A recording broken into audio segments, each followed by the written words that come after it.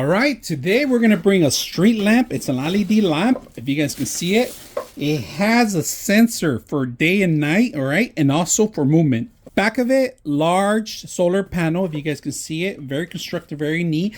Prior to setting up, make sure you remove these little plastics. And it's very simple to set up. It gives you two metal pieces here. All right, I use this for the template all the time. If I'm going to put this on a post or any kind of wood structure, I always use it as a template. So this could go on any kind of metal pole or anything. This could go on concrete or wood. Now, they include the actual control here. Very simple, on and off. You got the different functions of lighting, how many Ks you want, 100%, 50%, 25%, and 75%. And this is for sensor, and the sensor, motion sensor in the front, off and on, all right? Now, if you want the hours to certain hours on the actual lamp so it won't waste your battery, you could do 2 hours, 3 hours, 6 hours, 5 hours, and 8 hours.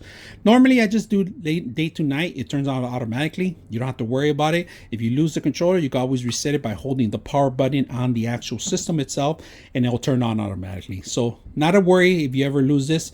It'll automatically go to day to night. We're gonna set it up how it looks in the day and night. So let's go ahead and do that.